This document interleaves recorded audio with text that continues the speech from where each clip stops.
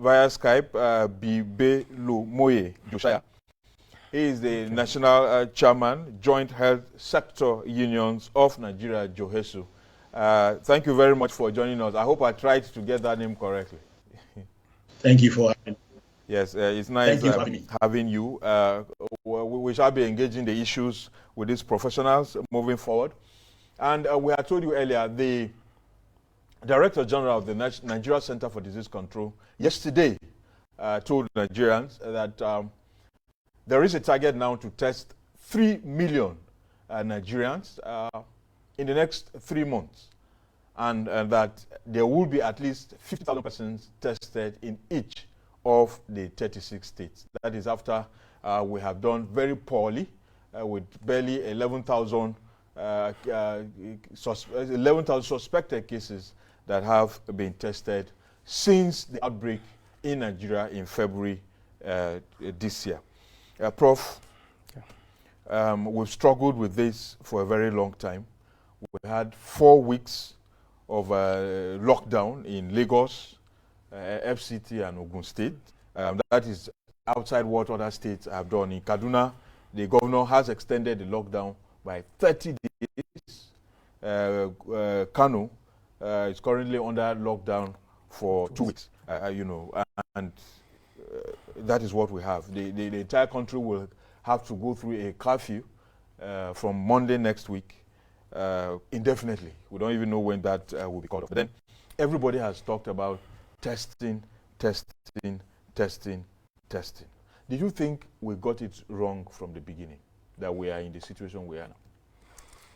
I want to thank you for that question. It is very important to note here that laboratory is actually the center place for fighting COVID-19. Or any other infection all over the world. And if you look at it, I want to also commend the government we started with 5 laboratories. But as of Monday, during the broadcast of the president, he has mentioned that 15 laboratories have been accredited for the testing of COVID-19 throughout the country. However, as a profession, we think that the 15 laboratories to serve over 200 million in Nigeria is grossly inadequate. God has helped Nigerians because we have over 40 medical laboratory scientists. And if you look at it, everything about fighting COVID-19 rally round starts and ends with the laboratory. Yes, and if you look at it now, in fact, many people, even in the health sector, they are very envy of medical laboratory scientists because with all the risks. Yes, because of the insurance and the allowances that I will come to that. But let me also use this time to also enlighten you on the important role that medical laboratory scientists in this country play for fighting COVID-19. You see, it starts by when you have a suspect, and who is actually a suspect. You are suspected case. When yes, you say suspect, it looks criminal. Suspected case. And it normally starts from maybe somebody returning from countries that already have this COVID-19 pandemic, or you have contact with a confirmed case. And the best thing, the protocol that is released by the Nigeria Center for Disease Control is that the person has to be quarantined, and then you have to be tested.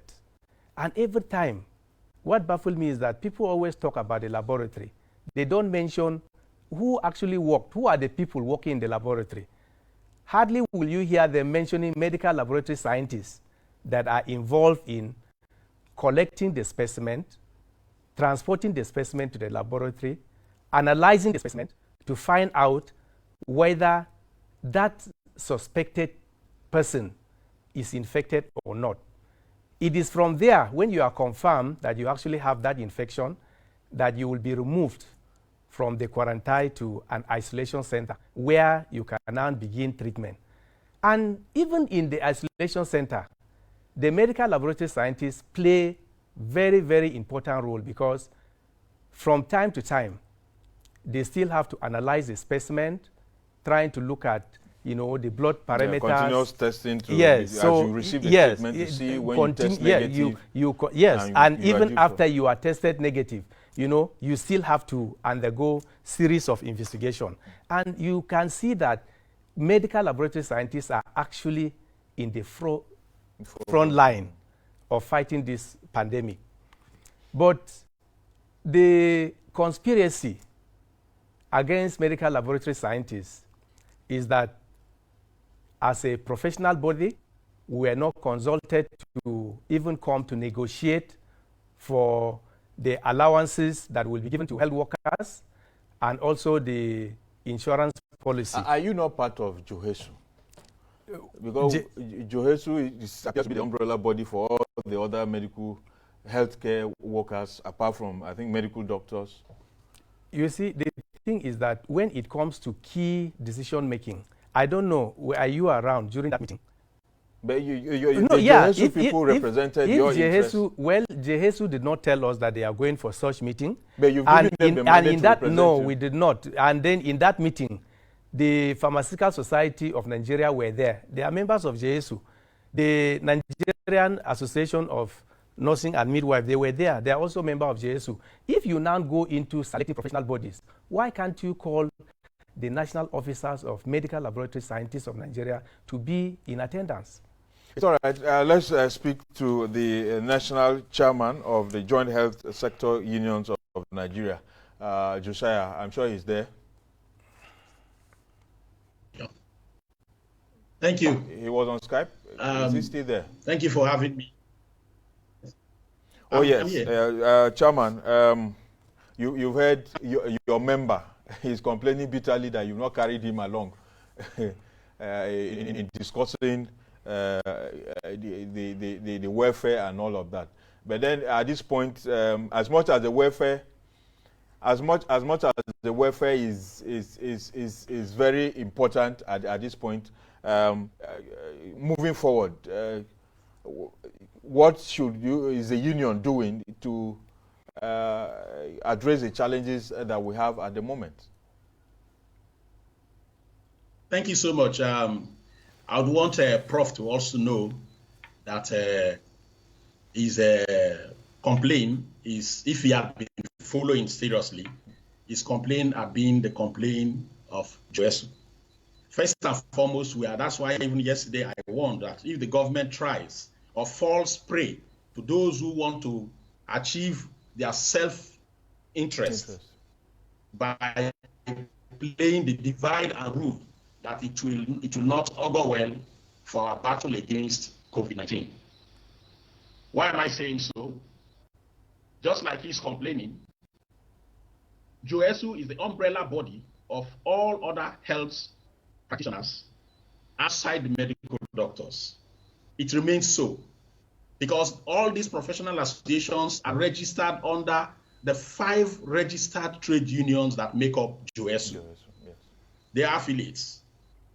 So I am going to tell you that we also said the same thing, that if you are inviting Johesu and you invite the 5 unions, certainly among the 5 unions you will have a nurse, you have the NUAP, you have the scientists, you have the pharmacists, and then in medical electricals union you have others, and so on.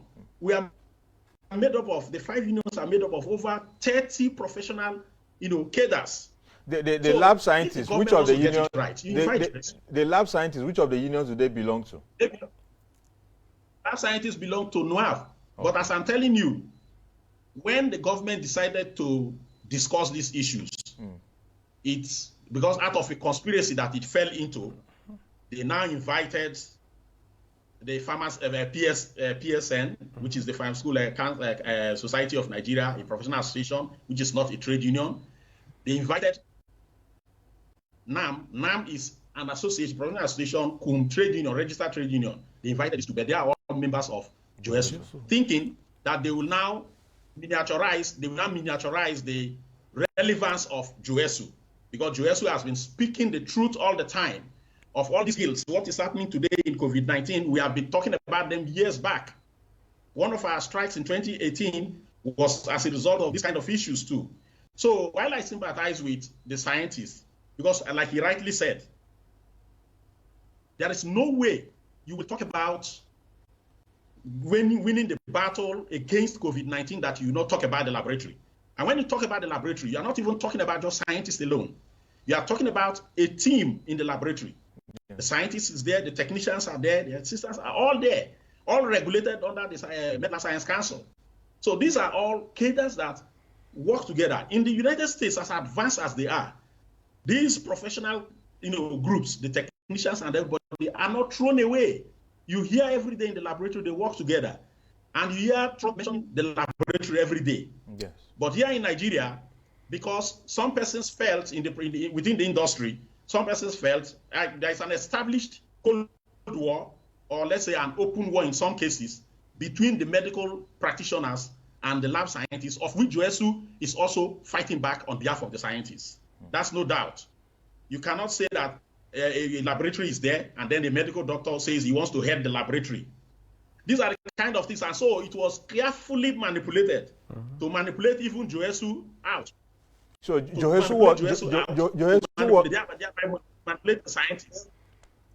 So from what you are saying, Johesu, it was carefully planned to even manipulate Johesu out. To even, but Johesu was not manipulated out in that meeting. Okay. In that meeting, Johesu was to also be manipulated out, but God had it that I was told the minister insisted. Yes. Minister insisted that if Johesu does not come here, we cannot end this meeting. That was how I was called at the late hour to step in. When I went there, I saw some professional associations which were part of, or which are part of Johesu. So after then, I complained. I said, if government, I have made a position to the government that if you feel you want to talk with professional associations, that we have 30 professional cadres, then you invite them and see how cloggy the table will be. Yes. But if you want to do things right, when you call Johesu, we will know who will come for a meeting. In matters like this, scientists will come. I've been sending names of when the government, after that, when the government started requesting that they want scientists, they want pharmacists, they want nurses, Johesu has been sending. I don't go there because I am the national chairman of Johesu. I always nominate scientists to go there. But not including the scientist's name actually was an offense to even Johesu. I, as the national chairman, I was very angry. Because if you want to do selective invitation, then you want to destroy the fight against COVID-19. I really align with the scientists. Yeah, you said the minister insisted that Johesu must be there. So who is that person that wanted to manipulate and get Johesu out and also get the lab scientists that are part of this fight? Who is the person, which office, which institution that we say you are responsible for this? When the minister that under this circumstance, yes. Yes. Before now, I want to tell you clearly, NMA never wanted Johesu to be part of that meeting. And I have my reasons. But it's not Johesu that invites people to the meeting. It's not NMA that invites people to the meeting. They initiate. Yeah. NMA, like I told you before, NMA selectively, their strategy was to break Johesu. So they selectively discuss or align, try to call in that core health professionals. And they presented this as NMA, NAM, that is Nigerian Nurses and Midwives, and the pharmacists. This was what they presented. They signed a document. So that document misled government. That document, that press statement they made, misled government to believe that these were the only core health professional associations or professionals in the health system.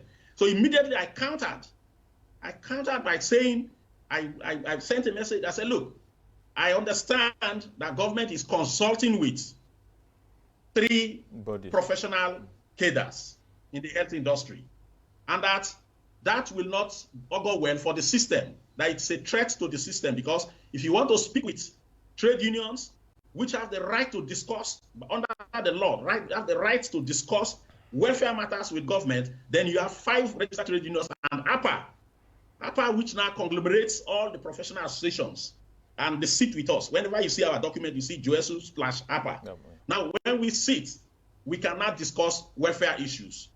If you want to invite, as a government, you want to invite NMA on its own, you do so. But where you invite only 2 associations or 2 professional groups, over out of the over 30 professional cadres we have in Johesu, that are really pushing this country into troubled waters. Okay. And thank God, like I am not a prophet, but the scientists have reacted. I've seen the MOU that was signed with government in respect of the review in the allowances, and you signed it. And like I told you, yes, I was invited in the middle of the discussions. You can see that I wasn't there with my secretary. Every other body was there with even with their secretaries. There were 2. Yes. But because I was called, I said, why this late call? But if I didn't go there at all, maybe 1 or 2 things that I would have said, and I made it clear. I said, I am here in this meeting to discuss and sign this because you said this is a temporary situation. That after COVID-19, we will go into the main discussions. And then because of that, I also told that you do it in 2 ways. Either you invite Johesu as the body that unionizes all the over 30 professional cadres in the health industry and non-professionals in the health industry. You invite us in, or if you want to expand it to take in the professional associations, then you should invite all the every professional association. Okay. Including lab scientists, optometrists, physiotherapists, the Hamilton and all that. Invite all. Okay. That's what I said. But we have an MOU now that Johesu has signed. But then all these that yourself and Prof are mentioning here, will they in any way affect, because that is what the viewer, that's what the Nigerian will be looking at, will all of these people were not invited, people were invited, will it in any way affect the country's fight against COVID-19? Very well. Yeah, I can answer. Okay. It will definitely affect. In fact, if you look at agitation by our members, how will it affect? Will it be that your members will not conduct the test? Of course, if we want, it's just because we are so law-abiding citizens, and we feel we should be able to send our grievances logically. If not, the best thing we can do is just to ask our members to down tools, and then we close all the labs, and you know what it will cost for this country. And so at this point, it should not be an issue of dividing ourselves. All of us are stakeholders. If there is any discussion, if there is going to be any remuneration, all of us must be called to a round table and agree that this is what it should be. But by the time you now start creating this type of division, it is not okay. There is no any reasonable person, even Mr. President, I am pretty sure, including even the ministers, they were ill-advised, because there is no way you can talk about calling stakeholders to fight COVID-19, and the medical laboratory scientists are completely not there in that meeting. It's okay. Just like you said, the president and the minister were misled, and chairman too has confirmed that. But let chairman also respond to this, because he is in charge of the 30 unions. Chairman, will this non-inclusion or exclusion, as it were, that you've raised here, will it in any way affect the country's fight against COVID-19? Because that's what everybody is interested in now. It has a potential. Certainly, it has the potential to affect. Although, as Johesu leadership, we've been pleading with our members because there have been so much anger within the system that this selective action, this segregative action, if it is not discontinued, even though we have love for this country, we are patriotic, that it might also, in a way, begin to obliterate the quality of our patriotism. So, but we have, as leaders, we've been talking to them. Just like yesterday, I was with some of the leaders of the Association of Med Lab Scientists. I explained to them why I went there and why I did what I did, and that at the post-COVID discussions, certainly we are putting it, we are written to the government that it must be either you are following the process of law, which is the registered trade unions, and who they nominate among themselves to come and discuss with you, or if you want to leave that aspect. We are not saying don't invite an NMA, but if you want to discuss issues through professional stations, and professional stations are supposed to discuss regulatory issues, professional issues, where, okay, who is qualified to be this, who is not qualified to be this. In this country, it is only the MedLab regulatory body, medical lab science regulatory body, that can certify who is to conduct a test. So if the association, the professional association can come to discuss who is qualified to be, how do we make somebody to be qualified? But when you talk of welfare matters, such as increasing hazard allowance, increasing protecting the workers, and all that, you are going to talk about the registered trade unions, which under the law have the right to do so. Okay. But if you want to deviate, then you must call all of us. Okay. You can maybe hire the national stadium for the purpose of social distancing. Okay, Chairman. Prof. So, yes. You were not there. Johesu represented your interest. Let me put it that way. Are you satisfied with the review in the allowances, the hazard allowances, and all of that? Has that, despite the manipulation and all of that, are your members at least pacified that there is a review in the allowances and they benefit from that before the proper negotiations come up? And then, are you giving us guarantee that in the next 3 months that we're going to test the 3 million people, that this will not, all of these discussions that we're talking about here will not affect that plan? Okay, thank you for that question. Let me tell you, our members are provoked. Our members are angry. The only way out is that, in fact, we reject that MOU in its entirety. And we have to go back to the drawing board. Let me just tell you, do you look at, I have told you the role that medical laboratory scientists play in this aspect. We are the one collecting specimens. We are the one that even made, there is a medium which we call viral transport medium, that when you collect the specimen, you put inside that transport medium before you take to a laboratory. You do that, and then we are also involved even in doing contact tracing. You come and do analysis, confirmatory tests everywhere in the world. Look at our colleagues, even in US, the lab is open 24/7. And our colleagues are highly respected. They are, in fact, highly paid. And you run there is a call duty roster that they are there in the lab 24/7. And then in Nigeria, look at it. The laboratory, just because some other professional group are saying that this COVID-19 is over promoting medical laboratory scientists. We all have the same qualification before we go to university. You decide to read what you want to read. And why are you angry about me? COVID-19, after all, medical laboratory scientists has been very unique in all aspects.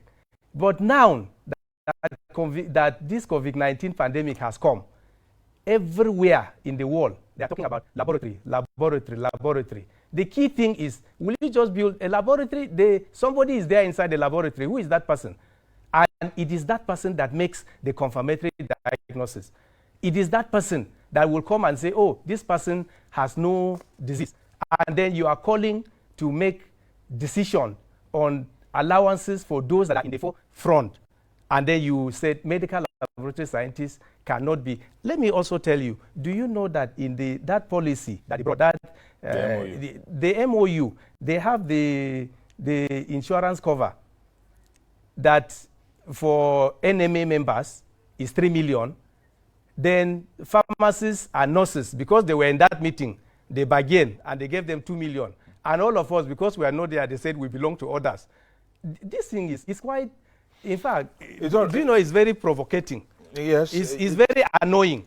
You can't do that. for the people that are in the forefront. And if you look at it, if you want to even bring anything like insurance, you look at the people that are more exposed to that danger. If you look at among all the health professionals, who is more exposed to this than a medical laboratory scientist? I'm sure we'll get to discussing this, but then we'll round up now.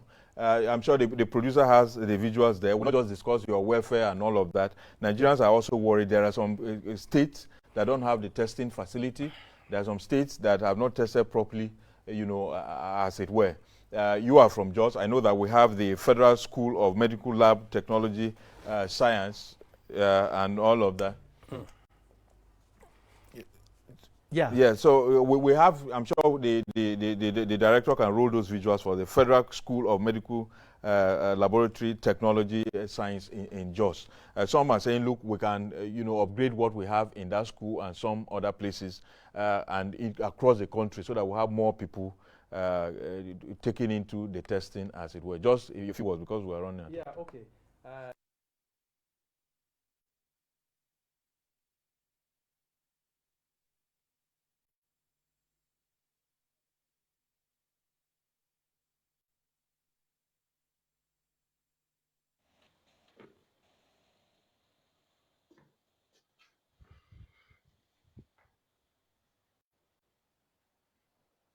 Minister, the current minister, when he was Minister of State, commissioned the lab in that school. I was amazed with the human resources and also the equipment that is there.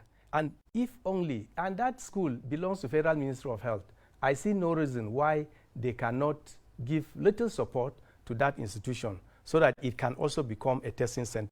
Because our major problem now is where can people actually go to do testing, to do the test, to know their status. And without that will be a problem. And even this problem that happened in Kano, assuming we have more centers. In Plateau, we have only the National Venereal Research Institute, and it's just a sister institution with the Federal School of Medical Laboratory Science in Jos. And to let you know, too, I had seen that they have gone into a lot of research. They have produced hand sanitizer. They have also produced the viral transport medium, which is also very good. Yes, Mr. Chairman, your final words here. Moving forward, apart from the allowances, we are looking for how to test 3 million people in 3 months. My recommendation has always been bring in rapid test kits. Exactly. Even though they are not 100% reliable, that can help us to overrun the speed of the virus. I will repeat, do that simultaneously with the molecular confirmatory test that you have. It spoils nothing. It may be costlier a little bit, but if we are able to run this over within the shortest period of time, economically, it will bring back our economy earlier.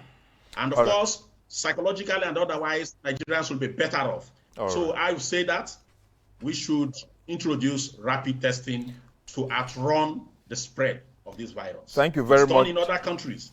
Why can't we do that? In Nigeria. Thank you very much, National Chairman and Joint Health Sector Unions of Nigeria, Johesu, Biobelemoye Josiah. Thank you so much for joining us at this time. I'm Professor James Damen, the Head of Medical Laboratory Science of the University of Jos and National Secretary Association of Medical Laboratory Scientists of Nigeria. Thank you, Prof, for joining us. Thank you. Definitely when you are discussing labor issues, you get so much involved. Nancy Nadi is here for the economic aspect of what we are discussing. Yesterday, the IMF, $3.4 billion. When the debt relief came and Nigeria was not there, everybody was, Nigeria, but you told us on your show that look, Nigeria is not owing the IMF, but with this now, we are now owing the IMF. So we expect that if there is any other debt relief now, Nigeria's name should possibly be on the list. The $3.4 billion is from